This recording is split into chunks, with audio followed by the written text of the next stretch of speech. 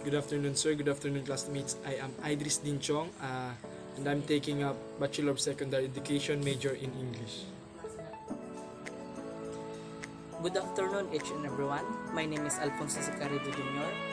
I am taking up Bachelor of Secondary Education major in English.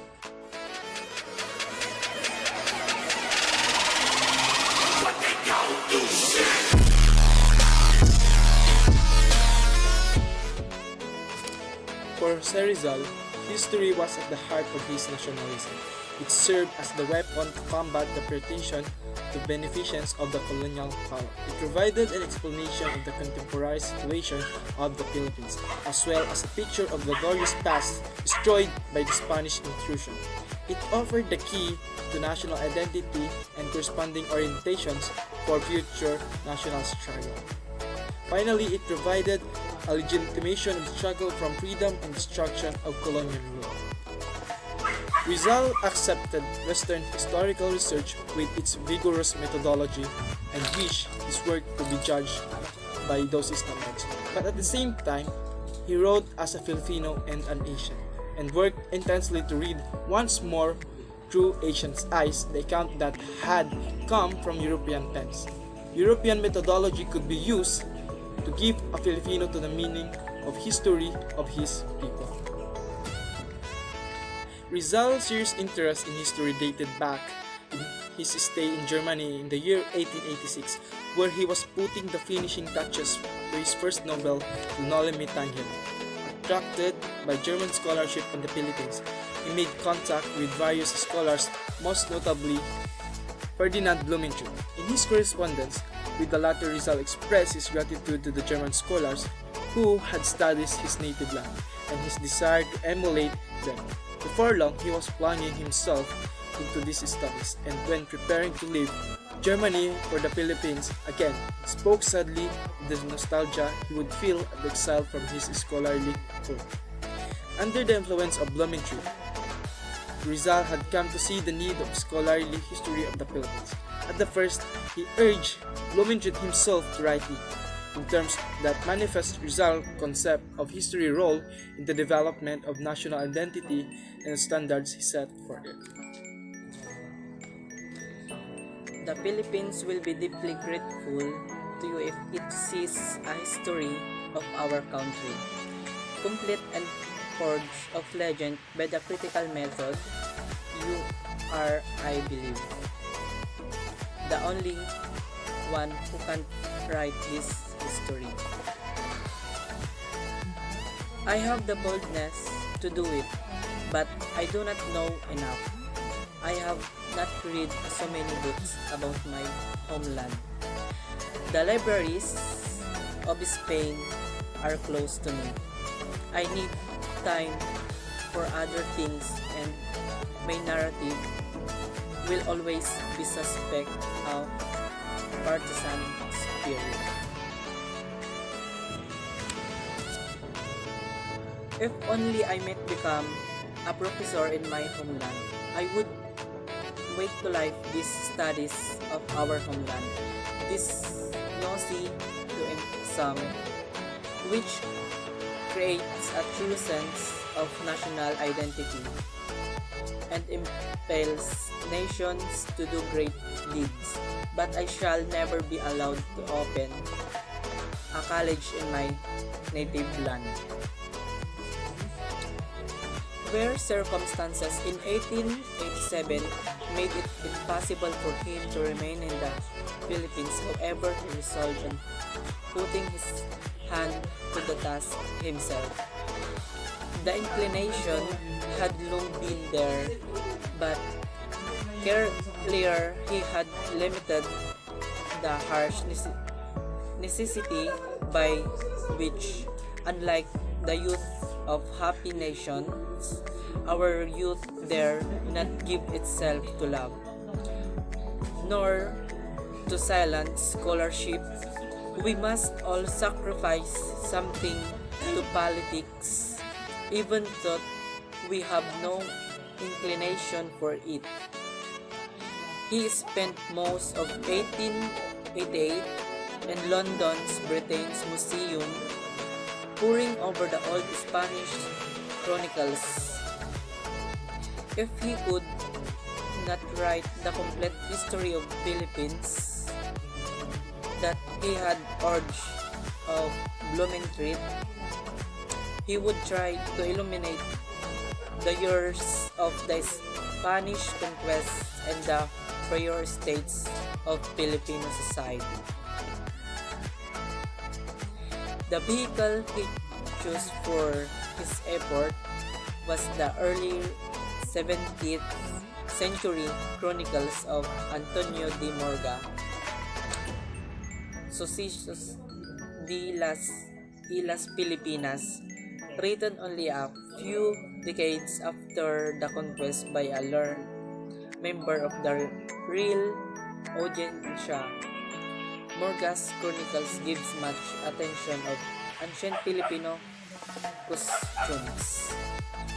For Rizal, already committed to the destruction of the prestige and power of the friars in the Philippines.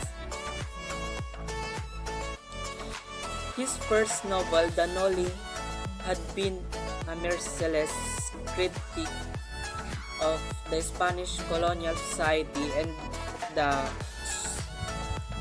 subservient Filipinos the decadent system bred. His second novel, already planned but put inside to undertake his edition of Morga, would complete the critique and point the direction to be taken for the redemption of the race from the corrupting influence of colonialism. The edition of Morga was to form the link between these two and lay the foundation for the struggle to come. In his preface, Rizal made clear its place in his master plan. The Noli has revealed the present state of our fatherland. His Morga now attempts to awaken in Filipinos the consciousness of our past in order to be able to dedicate ourselves to studying the future. The twofold purpose implied in this program is implemented by copious annotation depicting the advanced state of pre-Hispanic Filipino society and portraying the destructive effects of colonization on the society. Each point Morgan makes concerning the accomplishments of the pre-Hispanic Filipinos, Rizal contrasts with their subsequent decline. The Filipino had exported silk to Japan in the 16th century. Today, the best silk comes from there. The Filipino panda or pira had forgotten canon before the coming of the Spaniards. With his death, there were no Spaniards who were able to do what he had done, nor we were his sons as skilled as their father. The shipbuilding industry, the growing of cotton and the weaving of various kinds of flax, even the growing of rice, the mining of gold and fashioning into ornaments had decayed. The reason for all this decadence is the natives. As a result of this exploitation, the population decreased drastically in Mindoro, Manay, Pampanga, and formerly flourishing regions. The moral level of Filipino society was, for the age, very advanced. Indeed, in many respects, it was superior to that of Christian Europe. Thus, what the Spaniards called slavery had none of the degrading aspects of Roman or European slavery. Rather, it was basically a familial relationship and between showed the concern or strict justice among the early Filipinos by the careful way it was regulated. If nonetheless slavery was to be deplored, Spanish conquest had worsened rather than bettered the situation. Unlike her counterpart in other cultures and even in the modern Europe, the Filipina was held in a dignity she was maintained. in the early chronicles recorded a lack of appreciation for virginity before marriage. In this, the Filipino obeyed an instinct of nature. In any case, the Filipino of today yields to no other race in her chastity. The list of all hypocritical Europe with history of fertility cults, prostitution, and other practices.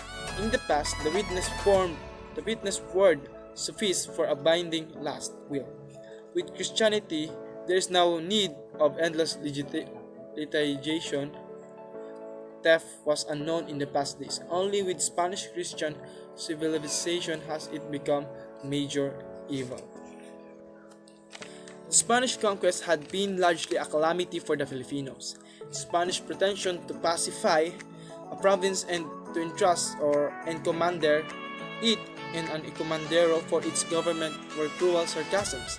To give a province as an encomendia really meant to hand it over to pillage, to cruelty, and to someone's avarice. As may be seen from the way encomenderos later acted, pacification meant in the reality to make war or sow enmities between groups of Filipinos. Rizal saw the conquest itself partly as the result of disunion of the Filipinos among themselves. He also viewed it as a result of force where the persuasive powers of the missionaries proved that inefficacious. It represented an acquiescence of Filipino to alliance with Spaniards deceived by the colonizers' promises of friendship and loyalty to one by Christianity. The Filipino chiefs themselves tyrannically lords over the unfree society, finding neither love nor lofty sentiments in the enslaved masses, found themselves without strength and force to resist Spaniards. In the end, however, the submission to the Spanish rule did not come by means to conquest in the major islands. Rather, it was effected by means of agreements, treaties, and friendship and mutual alliances. Unfortunately, Spaniards have not kept their part of the contractual relationship they entered into. This stemmed of the Pacto de Sangre, the blood compact made by Magellan and Legazpi with early Filipino datos according to the pre-Hispanic custom, would recur frequently in the thought of the Filipino nationalists of this period. For them, it symbolized the historical fact that for the most part the Spanish sovereignty over the Philippines had been accepted with little bloodshed. Not even a conquest properly so called as Rizal notes, but an agreement freely entered into which Spain had committed herself to bring the Filipinos along the path of progress and higher civilization. Though not explicitly expressed, the implications of such view are visible through Rizal's book.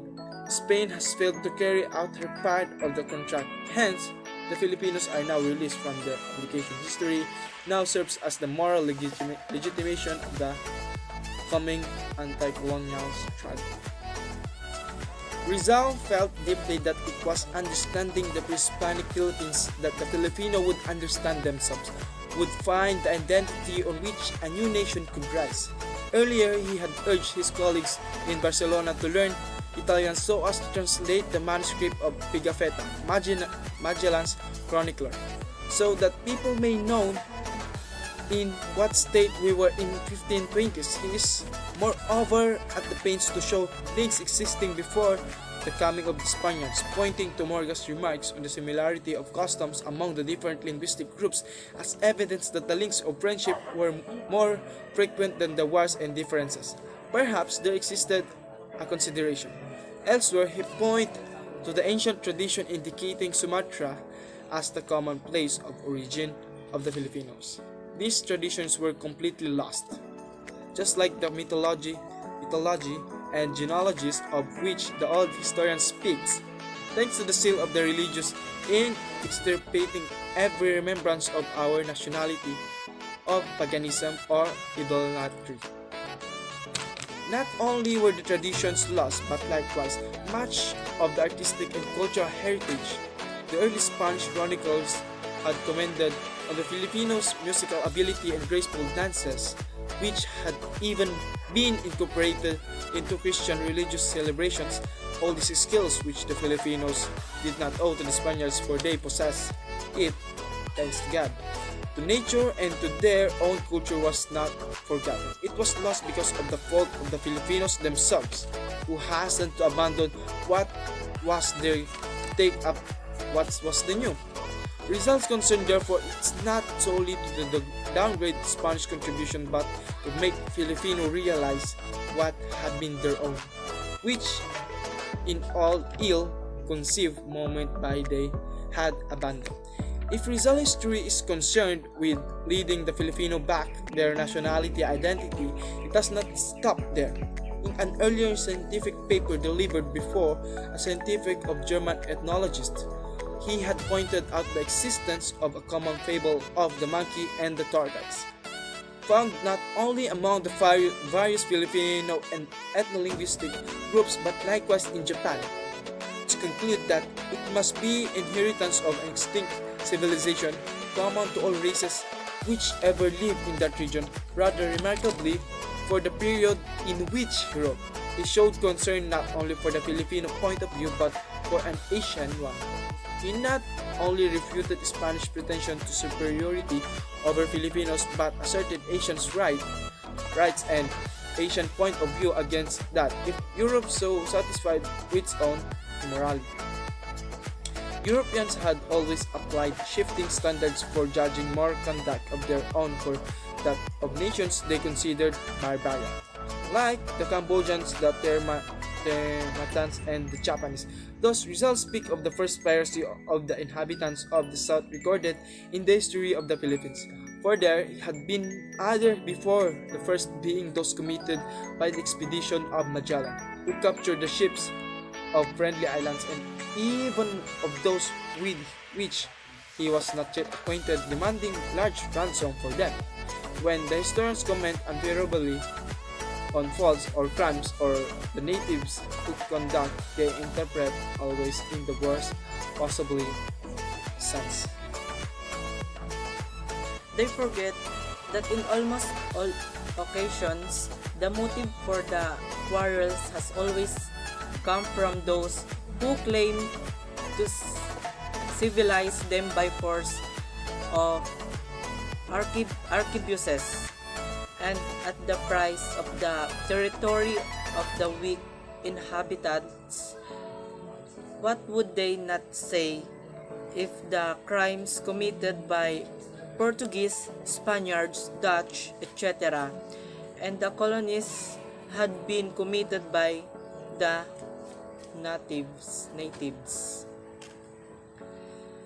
Thought no contact of Rizal with other Asian nationalists are known. He was conscious of Filipino links with other Asians.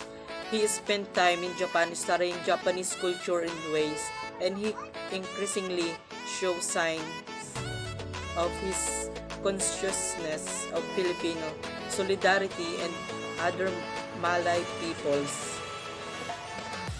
Conversely, for all the attraction of European scientific and technological progress held for him and his personal nostalgia for the world of German scholarship, it was not only retrograde and corrupt Spanish colonialism and the abhorred, but it was Europe's sense of racial superiority that he likewise rejected.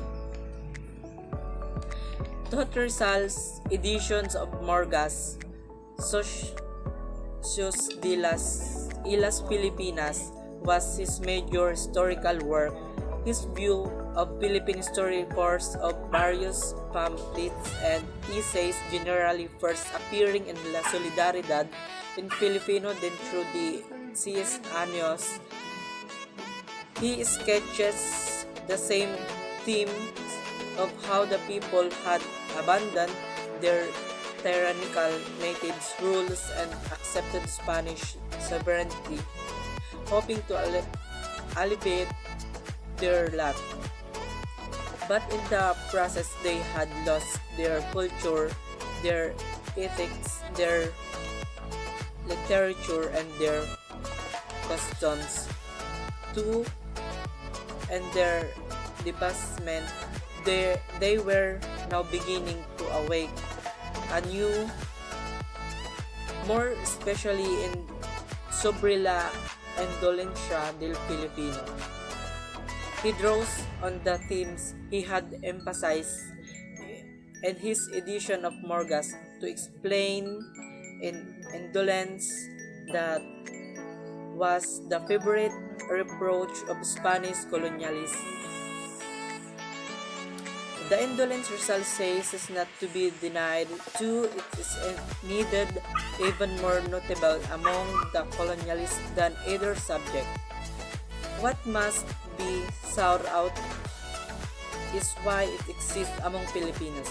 For the Filipinos have not always been what they are witnesses, whereto are all the historians of the first year after the discovery of the islands, drawing not only from Morga but from the religious chronicles. He traces the decay of Filipino meaning, agriculture, and commerce that were flourishing before the conquest but were gradually destroyed by Spanish operation. On the one hand, and Dutch of Moro wars that devastate and disarm Filipinos as a result of colonialization of the other, just as the past served as orientation of the future in the first essay. In this it served to explain the limited present. The themes of Morga's history are here brought together in concentrated and devastating pictures.